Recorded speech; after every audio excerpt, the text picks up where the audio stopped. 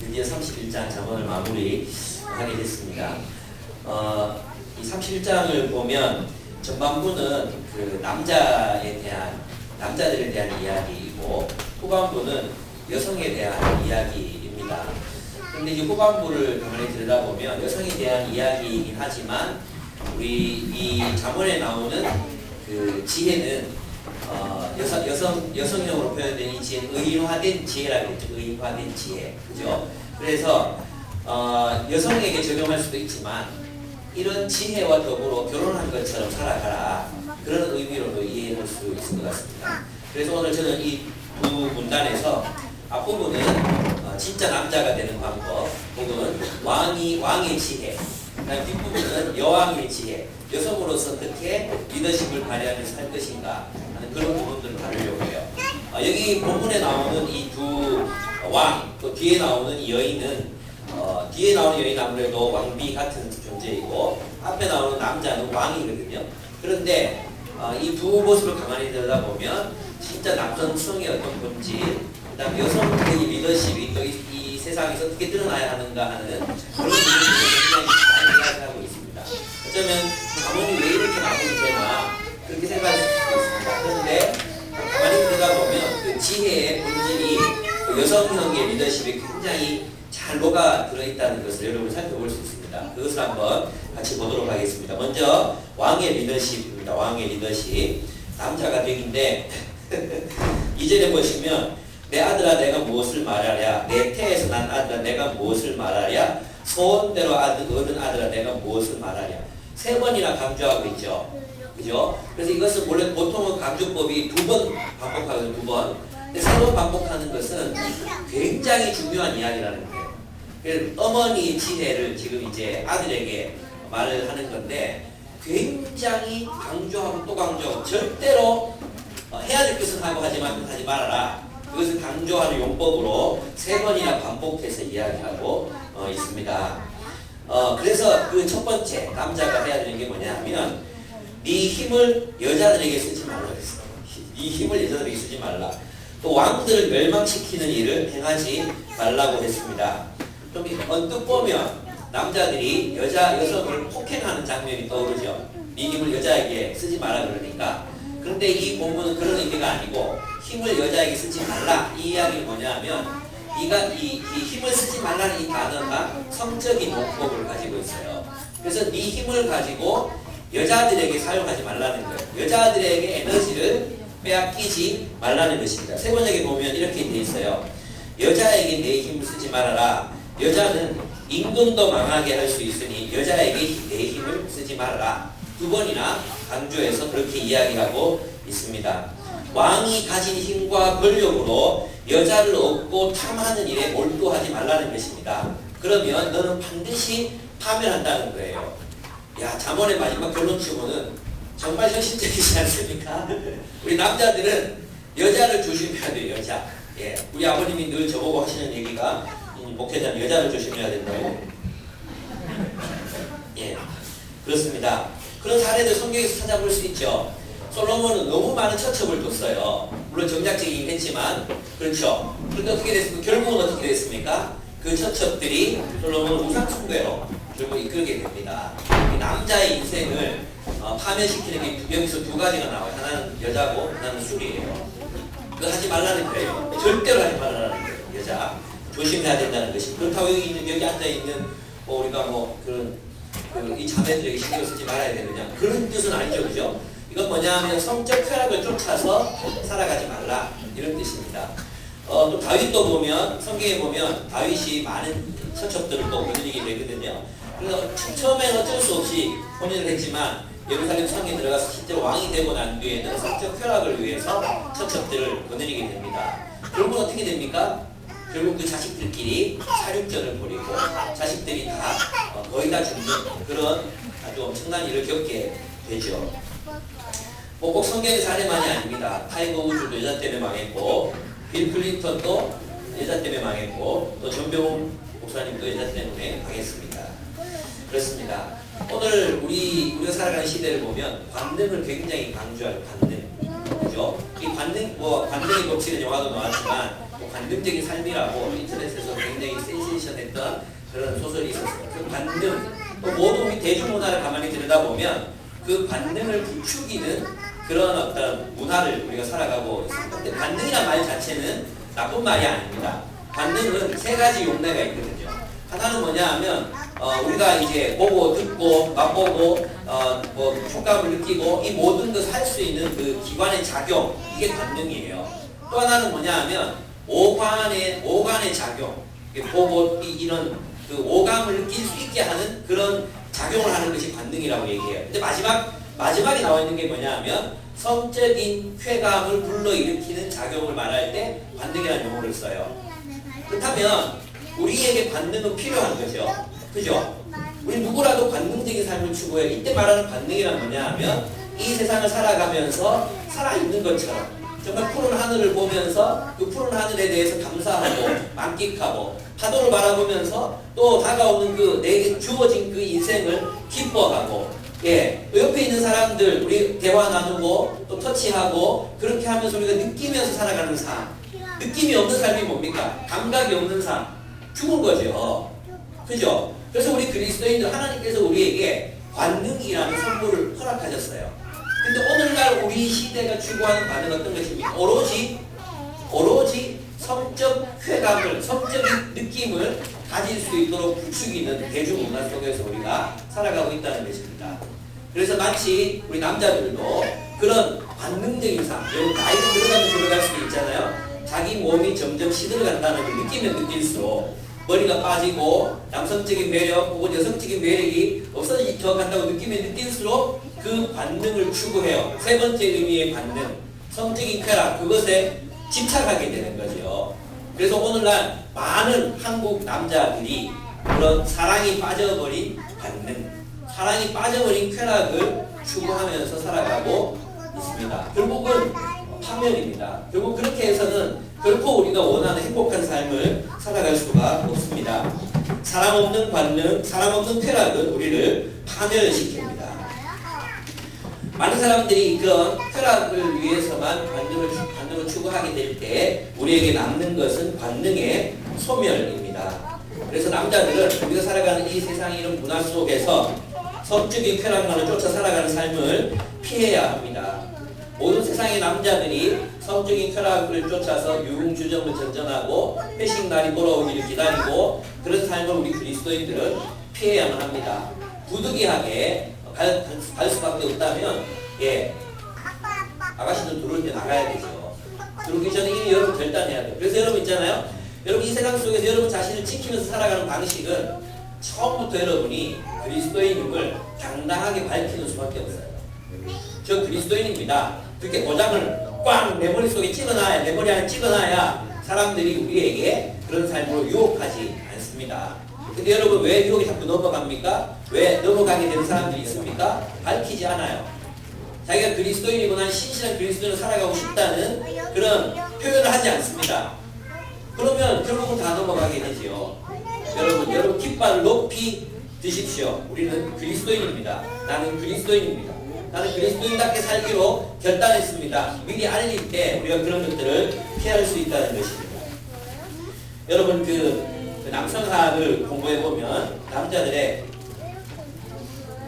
내면에는 4가지 기둥이 있어요. 남자의 4기둥이라는 책에 보면 남자의 마음에는 4기둥이 있습니다. 첫 번째가 뭐냐 하면 오늘 이 3개가 다 나와요. 첫 번째가 왕이에요. 왕. 남자의 마음속에는 왕이 있어요. 이 왕의 기능은 어떤 것이냐 하면 보호하고 지켜주고 또 테두리가 되어주는 이게 왕이에요. 왕의 기능은 막 포갑하는 게 아니고 보호하고 지키고 먹여 살리고 이게 왕이거든요. 그래서 남자의 마음속에 이 건강한 왕, 이따가 또 살펴보겠지만 이 왕이 건강하게 발현이 될 때 진정한 남성성을 구현할 수 있어요. 두 번째가 뭐냐 하면 오늘 지금 우리 2절에서 읽었던 것처럼 연인이에요. 연인. 모든 남자들의 마음속에는 로맨티스트가 살고 있어요. 연인이 있죠. 연인. 근데 이 연인이 건강하게 살아나면 어떻게 됩니까? 진짜 한 여자만을 그리워하고 한 여자만을 사랑하고 한 여자를 위해 노래하고 한 여자를 위해 시를 쓰는 정말 낭만적인 사랑. 그래서 자기 아내를 바라보면서 늙어서도 설레일 줄 아는 남자, 그게 진짜 연인이잖아요. 근데 이 연인이 성적인 쾌락에 물들어서 파괴되기 시작하면 그는 끝도 없는 쾌락을 향해서 나아가게 됩니다. 결국 모든 것을 다 잃어버리게 된다는 것입니다. 여러분, 남자들 마음속에 연인이 있습니다. 연인 있죠? 없습니까? 없는 남자는 절대 결혼하면 안 됩니다, 여러분. 불행입니다. 진짜 남자 안에는 관능적인 연인이 있습니다. 근데 성경은 뭐라고 말합니까? 한 여자에게 진짜 연인이 될 수 있는 남자가 참으로 관능적인 남자, 참으로 로맨티스트라고 이야기하고 있습니다. 사랑 없이 진정한 관능적인 삶은 불가능합니다. 여러분 생각해 보십시오. 여러분의 마음속에 언제 열정이 불러일으켜집니까? 사랑할 때입니다. 여러분, 우리가 무엇을 사랑하면 열정이 우리 속에서 불타오르게 됩니다. 우리의 모든 감각들이 살아나게 됩니다. 그러나 사랑하지 않기 시작하면, 그래서 열정은 사랑의 다른 말입니다. 사랑이 없으면 열정도 없습니다. 열정이 없으면 인생을 살아가는 것이 몸이 건조할 뿐입니다. 우리의 모든 감각은 죽어버립니다. 정말 우리가 어떤 대상을 사랑한다면 그 대상에 대해서 우리의 열정은 불타오를 수 있다는 것입니다. 그래서 사랑 없는 관능은 불가능해요. 그냥 관능적인 삶만을 추구해서는 남자들은 그런 남자는 자신 안에 있는 짐승을 불러올 뿐입니다. 그 짐승은 자신을 파괴할 뿐만 아니라 가족들을 파괴하고 다른 사람들을 파괴하게 됩니다. 우리 육체가 시들어가도 우리의 삶을 참으로 관능적이게 하는 것은 사랑의 힘입니다. 사랑은 우리 안에 있는 감각을 일깨웁니다. 우리가 사랑할 때 그 감각들이 살아나게 되는 것입니다. 온 세상을 아름답게 느끼는 감각, 온 세상을 기쁨과 즐거움으로 가득한 세상으로 인식할 수 있는 영적인 그런 감각, 예술가적인 그런 감각은 우리 안에 사랑이 충만할 때에만 생기는 것입니다. 그래서 있잖아요. 삶을 비관적으로 살아가는 사람들, 세상에 대해서 회의적인 사람들, 인생은 즐겁지가 않습니다. 그들의 삶에는 관능이 이미 사라졌습니다. 시체가 뭡니까? 시체. 늙어갈수록 우리의 피부는, 우리의 이 혀는 더 이상 맛을 느끼지 못하고 더 이상 느끼지 못하는 상태가 됩니다. 여러분, 성경 뭐라고 말하고 있습니까? 성경은 우리의 육신은 날이 갈수록 후패해지지만 우리 속사람은 날로 새롭도다 그랬습니다. 여러분, 진짜 우리가 진짜 인생을 우리가 원한다면 우리 안에 있는 속사람, 사랑으로 충만한 존재를 불러오고 또 그 존재를 계속해서 새롭게 만들어가는 방법 외에는 인생을 기쁘고 행복하게 살아갈 수가 없다는 것입니다. 그래서 있잖아요. 하나님을 사랑하고 내 옆에 있는 사람들을 뜨겁게 사랑하고 또 하나님께서 내게 주신 이 자연 만물들과 환경을 뜨겁게 사랑하는 사람들이 되어갈 때에 우리는 참으로 관능적인 삶을 살아갈 수 있습니다. 인생을 살아있는 것처럼 느낄 수 있습니다. 남자 여러분, 여러분 안에 있는 연인을 일깨우십시오. 세상에 대한 사랑의 감정을 다시 불러일으키십시오. 왜 짓눌려서 살아가고 있습니까? 왜 여러분이 느낄 수 있는 감각의 성적인 쾌감, 생식기만 추구하는 그런 우상에 우리가 사로잡혀 살아갈 이유가 도대체 무엇이 있습니까? 우리 TV에서 나오는데 신동엽이 갑자기 그런 얘기했어요. 오늘 모든 남자들이 생식기 숭배에 빠져있다고. 정말 정확한 단어라고 저는 생각해요. 생식기 숭배. 우리의 모든 쾌감들이 다 생식기에만 몰두해 있다면 우리는 더 이상 산 것이 아닙니다. 여러분, 그래서 있잖아요. 진짜 이 세상을 관능적으로 살아갈 수 있는 사람들은 누군가? 그리스도인입니다. 그리스도인들이 자신 안에 내면에 존재하는 그 속사람을 날마다 새롭게 갖고 가게 될 때 우리는 이 세상을 아름답게, 쾌락하게, 그리고 즐겁고 기쁨이 넘치는 세상으로 인식할 감각을 새롭게 얻게 되는 것입니다. 세상이 찍어내듯이 넌 이걸 느껴야만 돼. 요즘에 나오는 뮤직비디오 뭐든지 보면 다 똑같아요. 전부 사람들이 그냥 한 가지 감각밖에 없는 사람 짐승이 것처럼 취급하고 그렇게 문화가 만들어지잖아요.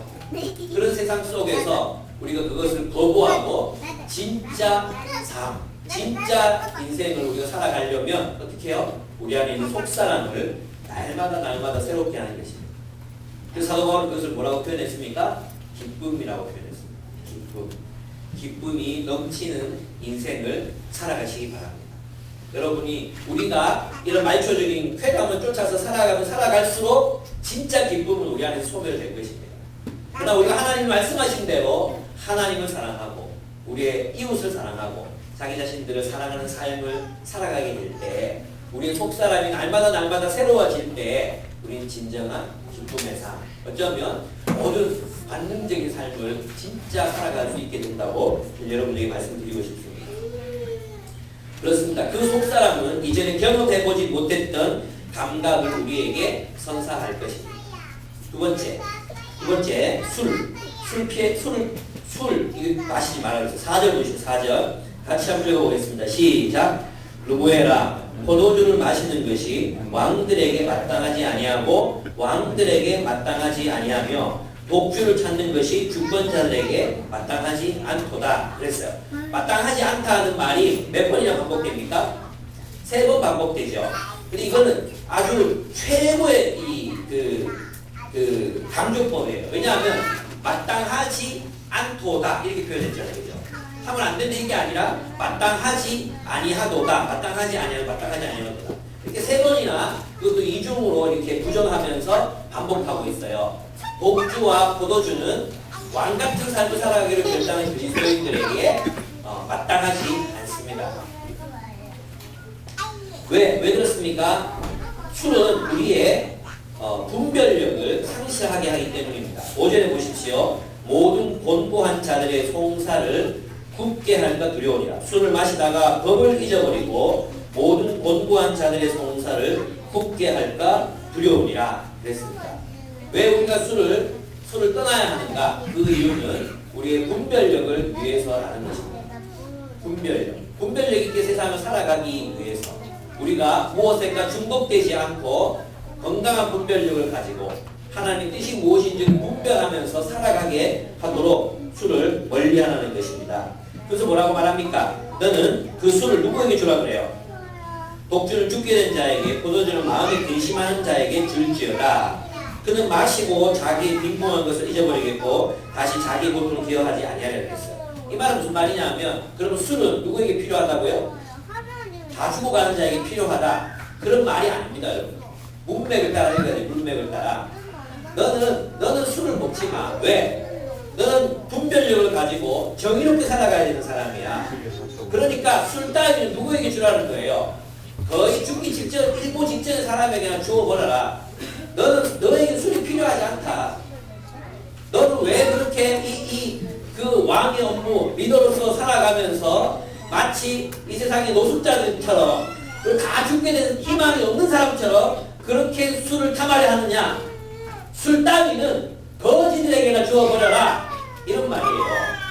그러니까 그 사람들에게 술이 필요하다. 우리 마음이 힘들고 어려울 때는 술 한잔 할 수 있지 뭐. 이런 뜻이 아니라 술 따위는 우리에게 필요한 게 아니라 그들에게나 주어버려라. 이 말이에요. 그 말이니까 우리는 왕같은 인생을 살아가기 위해서 남자다운 남자로 살아가기 위해서 술에 매이지 않는 삶을 선택해야 한다는 것입니다. 제가 알기로 여러분 가운데 몇몇 분이 여전히 술을 끊지 못하고 계신 분들이 많습니다. 여러분이 정말로 그리스도인답게 살아가기 위해서는 술을 거절할 수 있어야 합니다. 제가 말씀드렸죠. 어느 순간 우리는 구별될 수밖에 없어요. 예를 들면 뭐 분위기 때문에 마시는 사람도 있어요. 분위기 때문에. 근데 있잖아요. 그냥 캔 맥주 한잔 하면서 분위기 때문에 분위기로 대화가 즐겁다면 캔 맥주 한잔 하는 사람들은 우리에게 술을 권하지 않아요. 무슨 말인지 아시겠습니까?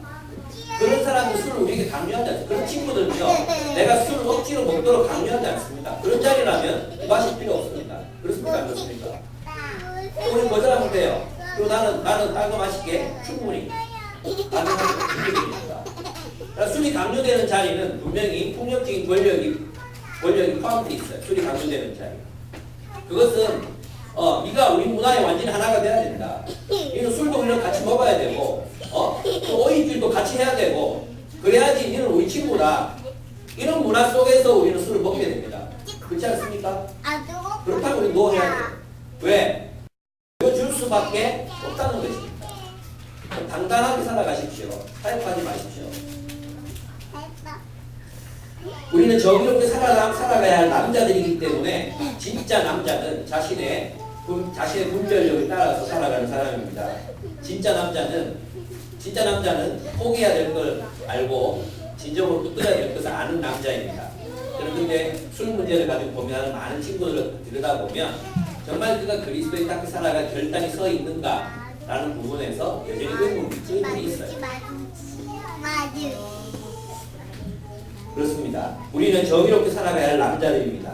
진짜 남자는 세상을 분별하는 선지자들입니다. 여러분 아까 남자의 마음에 4가지 기둥이 있다고 했죠. 첫 번째 기둥이 왕이라고 했고 연인, 그 다음에 기둥이 뭐냐면 선지자예요. 선지자. 남자는요 세상이 어떻게 돌아가는지를 알아요. 선지자들은 보면 제사장, 주술사 이런 사람들은 하늘의 기운을 보고 이 땅에서 어떤 일들이 벌어지는지 알아요. 그래서 진짜 남자는 신비주의예요. 진짜 남자는 여러분 신비주의로 자기를 가리고 산다 이런 뜻이 아니라 진짜 남자는 이 세상이 어떻게 돌아가는지 기계가 어떻게 작동하는지 사람들이 권력이 어떻게 움직이는지 이렇게 분별하고 알아볼 줄 아는 남자, 분별력을 가진 사람이 진짜 남자예요. 그래서 남자들의 마음속에는 그런 모든 것에 대해서 알고 싶은 마음들이 있는 거죠. 시대를 분별하고 사람을 분별하고 그래서 추구하고 알고 싶은 마음, 이런 마음들이 우리에게 있어요. 근데 이 선지자들이 잘못되면 어떻게 돼요? 주술사가 되는 거죠. 그걸 가지고 분별을 제대로 못하게 되면 사람을 죽이는 일을 하게 됩니다. 사람을 죽이고 증오하고 미워하는 일들을 하게 된다는 것입니다. 여러분 진짜 남자의 마음속에는 하나님의 말씀을 가진 선지자가 있습니다. 우리 이 말씀에 따라서 우리의 분별력을 상실해서는 된다는 것입니다. 술은 우리의 분별력을 상실케 합니다. 술뿐이겠습니까? 술만이 아닙니다. 우리의 생각을 마비시키는 세상의 문화도 술과 같은 효과를 나타낼 수 있습니다. 술만이 아니라 우리 주변에 있는 우리와 친한 친구들도 우리 술과 같은 효과로 우리의 판단력을 마비시킬 수 있습니다. 여러분들에게 정말로 강조하고 싶은 것이 여러분 하나님의 말씀을 따라서 분별하며 살아가십시오.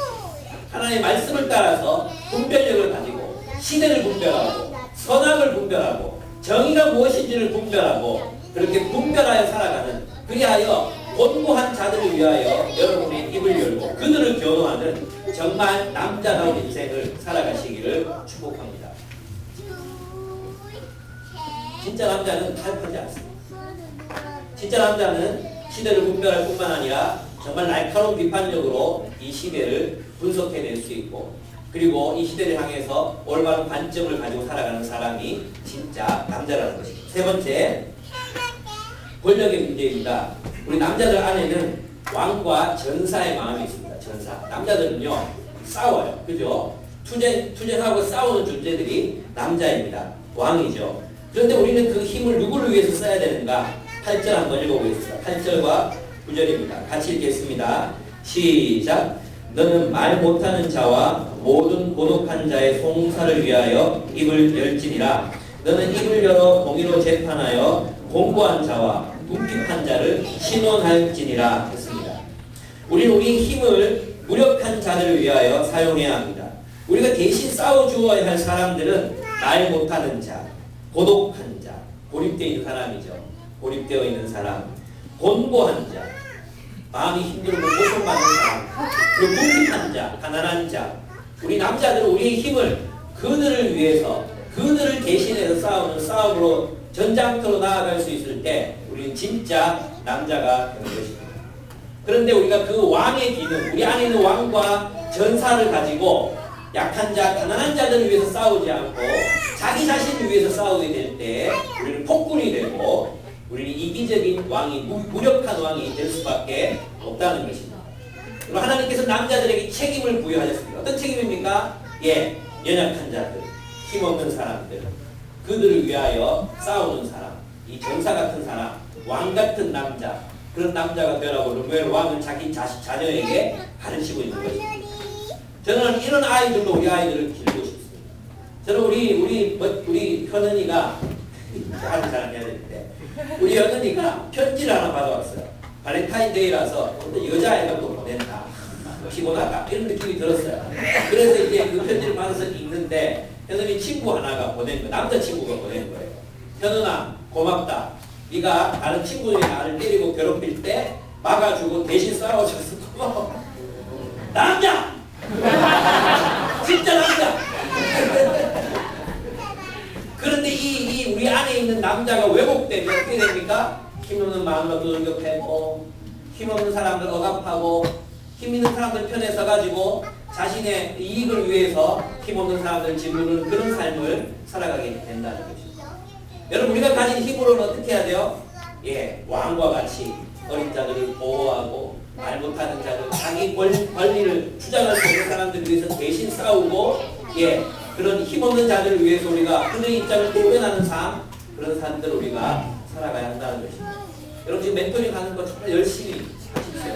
저는 그것이 하나님께서 우리에게 맡기신 사명이라고 저는 믿습니다. 그 다음에 이제 여자 얘기로 넘어가야 됩니다. 여자 이야기인데, 오늘 본문을 이제 여러분 자매들 집에서 가만히 읽어보시면 이런 여자가 되라고 죽으라 그래라, 이런 생각하는 여러분들을 드실 수 있습니다. 여기서 본문에 보면 누가 현숙한 여인을 찾아 얻겠느냐 그랬죠. 이 현숙하다는 뜻은 있잖아요. 그냥 현숙하다, 정제를 지킨다, 이런 의미가 아니에요. 힘 있는 여자, 유능한 여자를 말하는 것입니다. 원래는 이 단어가 있잖아요. 군사 용어예요. 군사 용어. 힘 있는, 아주 유능한 그런 뜻입니다. 그래서 오늘 여자를 이야기하는데 10절에서 마지막 절까지 보면 군사 용어가 굉장히 많이 사용되고 있어요. 그러니까 여성이라고 해서 남자들의 말에 공공하고 이런 걸 성경은 지지하지 않습니다. 성경은 굉장히 전투적이고 또 있잖아요. 아주 유능하고 힘 있는 여성을 이상으로 그리고 있습니다. 그래서 보면 사사기에도 보면 뭐가 나오면 여선지 두보라가 나옵니다. 사도행전에서는 누굽니까? 브리스길라가 나타납니다. 그럼 성경은 결코 또 마리아를 보시죠. 얼마나 당당합니까? 세상 권력을 향해서 이렇게 얼마나 당당하게 이렇게 서 있습니까? 그러니까 성경이 말하는 여성은 유교에서 말하는 조신하고 실력이 늘리고 이런 이야기를 하는 현숙한 여자가 아닙니다. 성경은 유능한 여성상을 지혜의 표본으로 그리고 있습니다. 여러분, 정말 지혜를, 우리 남자들은 여자들의 지혜를 갖고 싶잖아요. 근데 그 지혜의 화신이 된 여성을 그리고 있는 거예요. 그래서 여러분이 이 여자와 내가 많이 다르다고 해서 좌절감을 느끼거나 할 필요가 없어요. 왜냐하면 이것은 우리 모두에게 하시는 말씀이에요. 이런 지혜를 이런 지혜와 같은 아내를 얻듯이 이런 지혜와 네가 결혼했다고 생각해봐. 이런 지혜를 가지고 네가 살아간다고 생각해봐. 그러면 그 지혜가 이런 일들을 만들어낸다는 거예요. 앞에서 우리가 자문을 공부했잖아요. 지혜가 이런 삶을 만들어낸다는 것입니다. 그러니까 지혜가 우리로 가지고 이렇게 살게 하니까 너희는 지혜를 아내로 삼듯이 지혜를 추구하라는 것입니다. 그런데 이 지혜는 여성형이라고 그랬죠. 그래서 우리가 이 본문을 통해서 배울 수 있는 게 뭐냐면 이런 것이 있습니다. 여성들의 리더십이 여기서 또 나와요. 그러니까 지혜를 가지라 이 이야기인데 그런 여자를 아내로 얻는다면 그거야말로 최고가 아니겠느냐. 그런데 그런 여자는 세상에 없다. 10절에 보면 누가 현숙한 여인을 찾아 얻겠느냐. 그 애가 무슨 진주보다 더 아니라 없다는 게 없다. 현실적으로 불가능하다. 그러나 그런 여자를 찾으려고 애써야 된다. 그런 의미입니다. 아시겠죠? 네, 그걸 한번 보겠습니다. 첫째는 이 지혜의 리더십, 어떤 리더십이냐면 관계적 리더십입니다. 관계적 리더십. 여러분, 여성의 리더십은, 남자들 리더십은 전투적인 리더십이잖아요. 싸우자, 뭉치자, 이거잖아요. 그래서 남자들은 보면 관계 이런 거 별로 안 중요합니다. 그죠? 축구할 때도 그냥 볼 차고 야 패스 막 이래 하지 그리고 또 친해졌다고 느끼면 실제로 친해진 것도 아니에요. 그런 어떤 전투적인 리더십이라면 자매들은 관계가 안 되면 다른 게 안 돼요. 그죠? 관계적 리더십이 있어요. 우리 컬링 할 때 보면 컬링 이러고 그러잖아요. 그래서 남자들은 그것밖에 못해버리. 코치 표정 보셨습니까? 잘못할 때 완전 그렇거든요. 근데 얘들은 언니 잘했어요. 굿샷 이러면서 이제 서로 격려하고 위로하고 막 그렇게 함께 가잖아요. 이게 자매들 리더십. 여러분, 이런 리더십이 진짜 중요해요. 관계적 리더십. 남자들도 이런 리더십을 배워야 돼요. 관계적 리더십입니다. 그녀는 11절, 12절, 28절, 29절 이 잠언 이 본문은요 이렇게 교차대꾸로 돼 있어요. 교차대꾸로 돼 있어서 23절이 중심에 있어요. 23절이. 그래서 11절, 12절과 뭐가 대꾸가 되느냐 하면 28절, 29절이 대꾸가 됩니다. 제가 한번 11절 읽어보면 그런 자의 남편 그를 믿나니 산업이 핍절하지 아니하겠으며 그런 자는 살아있는 동안에 그의 남편에게 선을 행하고 악을 행하지 아니하느니라. 그러니까 지혜는 우리에게 선을 행하지 악을 행하지 않는다는 뜻이죠. 28절 보시면 그의 자식들이 일어나 감사하며 그의 남편은 칭찬하기를 덕행 있는 여자가 많으나 그대는 모든 여자보다 뛰어나다 하느니라 이렇게 되어 있습니다. 또한 23절을 보시겠습니다. 그의 남편은 그 땅의 장로들과 함께 성문에 앉으며 사람들의 인정을 받으며 이렇게 말하고 있습니다. 즉 여성적 리더십은 관계성에서 나오는 것입니다. 그는 이 지혜는 가까운 사람에게 신뢰와 존경을 받게 하는 힘입니다. 바로 이 진정한 지혜가 있을 때 우리는 가까운 사람들에게 신뢰와 존경을 얻고 함께 할 수 있는 그런 지혜를, 리더십을 얻게 되는 것입니다. 그래서 진짜 지혜는 가까이 있는 사람에게 인정과 존경을 받는 리더십입니다. 이것이 지혜입니다. 여러분, 저 여러분에게 좀 묻고 싶어요. 가까이 있는 사람들에게, 여러분 가족들, 여러분 정말 친밀한 사람들, 함께 일하는 사람들에게 여러분 어떤 사람입니까? 여러분 그 관계성 속에서 신뢰와 존경을 얻고 계십니까? 네. 저는 그래도 참 감사한 것 같아요. 제가 말씀을 전할 때 아내가 썩소를 날리거나 외면하거나 하는 일이 별로 없거든요. 아내는 제가 설교할 때 은혜를 받아요. 참 훌륭하다고 생각해요. 그런데 이제 어떤 경우에 많은 목사님들이 얘기하는데 목사님들이 설교할 때 제일 어려운 게 사모님의 존재래요. 사모님이 계시면은 막 열내서 이야기하고 있는데 이렇게 비웃고 있대요. 그럼 갑자기 모든 용기가 사라지면서 도저히 힘있게 설교를 할 수 없는 자신을 발견한다고 그렇게 말합니다. 저도 그 말이 무슨 뜻인지 압니다. 저도 가끔씩 그럴 때가 있거든요. 얼굴을 웃고 있지만 분명히 나를 부르고 있을 거야. 이나 잘해라 이렇게 생각하고 있을 거야. 그런 생각이 들 때가 있거든요. 그래서 감사하게도 저는 그래도 우리 가족들에게 인정받는 것 같아요. 여러분 어떻습니까? 여러분 가족들에게 인정받는 리더십 됐으면 좋겠어요. 그 비결이 어디서 나옵니까? 우리 계속해서 말했던 지혜에서부터 나오는 것입니다. 지금 그걸 복습할 수는 없잖아요. 그죠? 예, 지혜를 가지십시오. 두 번째는 그녀는 섬김의 리더십을 가지고 있습니다. 지혜는 게으름을 배격합니다. 그녀는 부지런하게 섬깁니다. 게으르지 않고 부지런합니다. 여러분 자반에서 우리 살펴봤던 지혜가 어떤 성격이 있었습니까? 게으름은 뭐예요? 지혜가 아니죠. 게으름은 우리를 파멸시키는 길이죠. 그래서 부지런하라 되죠. 부지런하라. 근데 오늘 본문에 보면 이 여자가 얼마나 부지런하냐면 13절 그래 양털과 삼을 구하여 부지런히 손으로 일하며 옷을 짓는 거죠. 부지런히 손으로 일하면 손수 일합니다. 그래서 13절에 부지런히 손으로 일하는 이 뜻은 원래 원어의 뜻은 이런 뜻이래요. 그녀의 손은 기쁨으로 일한다. 이렇게 되어 있습니다. 노동을 즐거워하는 것입니다. 여러분 이렇게 부지런할 때 우리가 섬길 수 있습니다. 우리 자매님들 형제님들 간에 부지런하게 섬길 수 있어야 합니다. 손으로 섬길 수 있어야 합니다. 자매 이것 좀 하고 저것 좀 하고 이게 아니라 그것도 물론 뒤에 나오지만 자기 손으로 열심히 섬기는 것이 필요합니다. 두 번째는 그녀는 아껴서 지출합니다. 14절 보겠습니다. 그녀가 어떤 사람이냐 하면 상인의 배와 같아서 먼 데서 양식을 가져온다고 했어요. 왜? 싸게 살려고. 여러분 지금은 달라졌지만 과거에는 내륙지방이면 뭐가 비싸요? 해산물이 비싸요. 그죠? 그리고 해안지방이면 뭐가 비싸요? 내륙지방에서 나는 것들이 비싸거든요.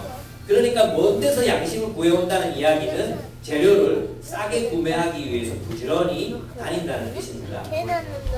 그것도 지혜라는 거죠. 그리고 부지런해야 할 수 있습니다. 그래서 그녀는 아껴서 지출을 줄입니다. 이것이 지혜입니다. 아껴서 지출을 줄입니다. 자기 하고 싶은 거 다 하고 이렇게 살 거 다 사고 늘 궁핍한 사람들 있죠.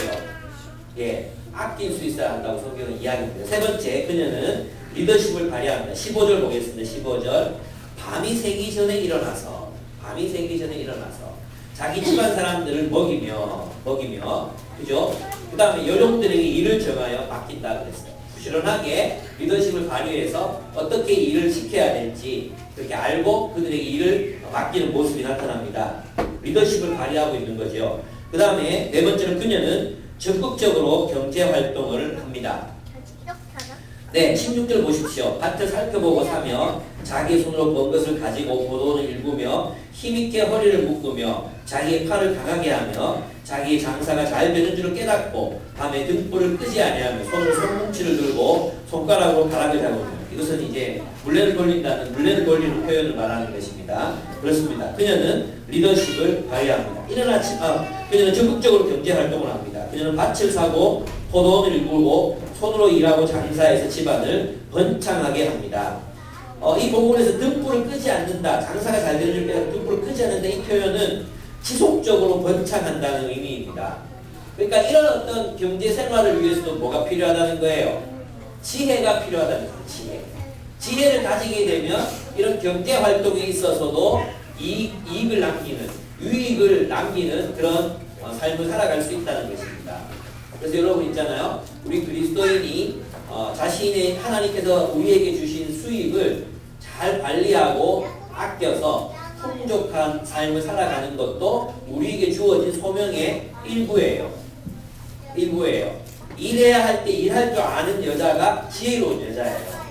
그런데 이 당시만 해도 남자와 여자가 다 벌어야지 겨우 먹고 살고 하는 그런 지경이었잖아요. 그러니까 여러분 일하는 것은 기쁨으로 받아들이실 수도 있어야 합니다. 물론 아기가 이제 엄마는 필요할 때까지 키워야 되죠. 그게 정말 중요하다고 생각해요. 그러나 그 기간 지나고 나서는 파트타임 잡이든지 어떤 잡이든지 여러분이 여러분의 쓸 것을 벌어서 여러분의 인생을 더 풍족하게 만들고 누뿐만 아니라 뒤이어 나오는 가난한 사람들을 위해서 손을 벌릴 줄 아는 가난한 사람들을 위해서 내어줄 줄 아는 그런 리더십을 여러분 가지셔야 합니다. 아시겠죠? 그렇습니다. 아이고 일 지긋지긋한데 성경에서 또 일하라카나 그런 생각이 들 수도 있지요. 어쨌든 여기 핵심은 뭐냐 하면 자기 손으로 벌어들인 돈으로 가족들, 공동체를 세우는 삶을 살아간다는 것을 이야기하고 있습니다.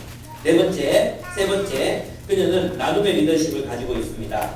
지혜는 우리로 하여금 나누게 합니다. 20절 한번 보겠습니다. 20절 같이 읽어볼까요? 시작! 그는 원고한 자에게 손을 펴며 궁핍한 자를 위하여 손을 내밀며 있죠. 26절 읽어보겠습니다. 시작! 입을 열어 지혜를 베풀며 그의 혀로 인애의 법을 말하며 그녀는 가르친 대로 살고 있죠. 인애가 뭡니까? 인자함과 사랑, 자비와 사랑을 말하죠. 그녀가 가르친 대로 어떻게 하고 있습니까? 가난한 자들에게 손을 벌려서 그들을 구제하고 있는 모습을 살펴볼 수 있습니다. 그래서 이 여성적 리더십은 여성들 어떻습니까? 항상 가난하고 또 굶주리고 또 힘이 없는 사람들 향해 모성애적 리더십을 발휘할 수밖에 없지요. 그죠? 이것이 진짜 여성의 모습이라는 것입니다. 진짜 여성은 그런 궁핍한 사람들을 향해서 가진 것을 내어놓을 줄 아는 여성의 리더십을 가져야 한다는 것입니다.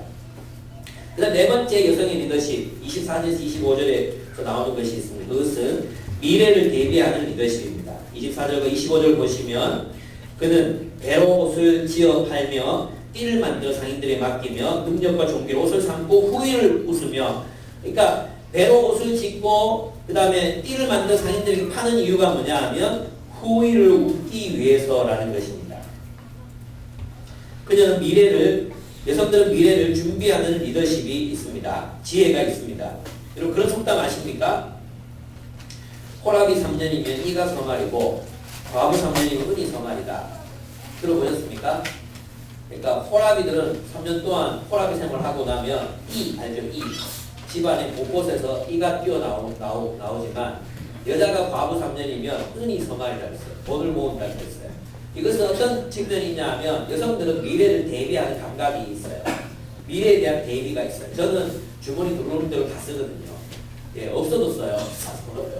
근데 우리 아내는 계획해서 쓰거든요. 계획해서 쓰고 미래에 대한 계획들을 분명히 가지고 있습니다. 이것이 우리가 또 배워야 되는 리더십입니다. 미래에 대해서도 저축하시고 또 준비하시는 것이 필요합니다. 그것뿐만이 아니라 여러분의 지식이나 또 미래를 위한 어떤 대비 그런 것들 여러분 하실 수 있도록 교육도 받고 또 그렇게 미래를 대비하는 연습들을 하셔야 합니다. 그것이 지혜로운 것입니다. 그 홍색 옷을 21절 한번 보겠습니다.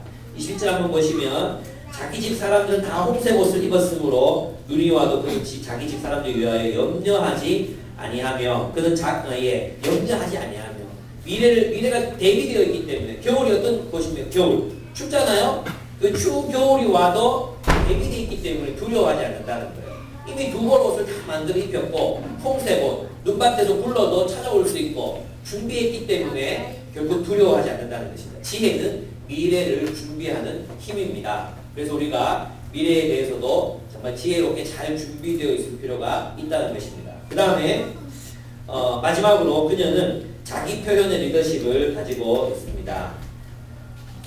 여러분 22절 한번 읽어보겠습니다. 22절 같이 읽을까요? 시작. 그는 자기를 위하여 아름다운 이불을 지으며 세마포와 자색 옷을 입으며 그랬습니다. 그녀는 자기 자신을 꾸밀 줄 압니다. 자신이 가진 기술로 유익을 가지고 자기가 짓는 거죠. 그는 자기를 위하여 아름다운 이불을 짓고 세마포와 자색 옷을 입습니다. 이게 무슨 말이냐면 진짜 여성적인 리더십 어떤 리더십입니까? 자기를 표현하고 자기를 꾸밀 줄도 아는 리더십이라는 것입니다. 이게 여성의 리더십입니다. 그렇다고 이런 일에 너무 과도하게 진출을 하는 것은 낭비고 그것은 분명히 사실이지만 적절하게 여러분 자신을 꾸밀 수 있는 것. 꼭 비싼 옷을 입어야 자신을 꾸미는 게 아니잖아요. 그런 부분에서 자기를 표현할 줄 아는 것도 리더십에 포함된다고 성경은 이야기하고 있습니다. 그런데 오늘 본문에서 여성의 리더십에서 우리가 간과하지 말아야 되는 게 뭐냐 하면 이 모든 다양한 리더십, 관계적 리더십, 섬기기 위해서 부지런한 부지런을 떠는 그런 리더십, 그 다음에 나눔의 리더십, 미래를 대비하는 리더십, 그리고 자기 표현의 리더십, 이것이 왜 필요합니까? 궁극적으로 그게 뭐냐 하면 집안을 세운다는 거예요. 이런 리더십들이 어떻게 이루어져요? 공동체를 세운다는 것입니다. 그래서 여성적 리더십의 특징이 뭐냐 하면 관계뿐만 아니라 그가 속한 공동체를 건강하게 세워가는 리더십이 바로 이 여성적인 리더십, 여성이 가져야 할 리더십이라고 할 수 있습니다. 여러분 진짜 리더십은 자기 자신의 삶만이 아니라 자신이 속한 공동체의 삶을 일으키는 리더십이어야 한다는 것입니다. 저는 여러분 우리 자매들에게 도전합니다. 여러분 유능한 여성이 되십시오.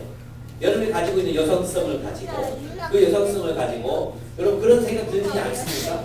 결국 사회는 남자들이 하는 거고 그런 하나님을 위해서 우리가 살아가는 것도 결국은 남자들의 몫인 것 같고 궁극적으로 남자들만 남을 것 같고 그렇지 않습니까?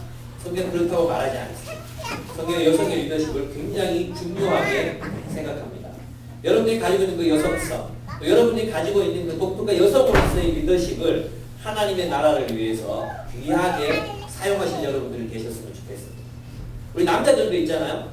난 남자니까 이런 게 아니라 여러분 안에 무엇을 포용할 때 진짜 왕이 될 수 있습니까? 여성적인 리더십을 여러분들이 포용할 때 우리 진짜 왕이 될 수 있습니다.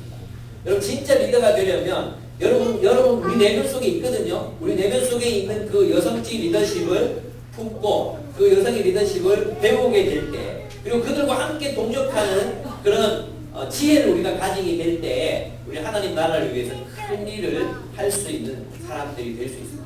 제가 걱정하는 것은 뭐냐 하면 우리 한국교회 리더십이 너무 남성적이에요.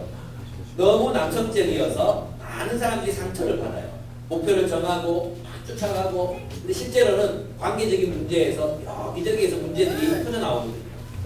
실제로 그러나 교회를 많이 구성하고 있는 멤버도 여성들인데도 불구하고 그 여성들의 리더십을 품을 수 있는 남자 리더십이 별로 없어요. 저를 제외하고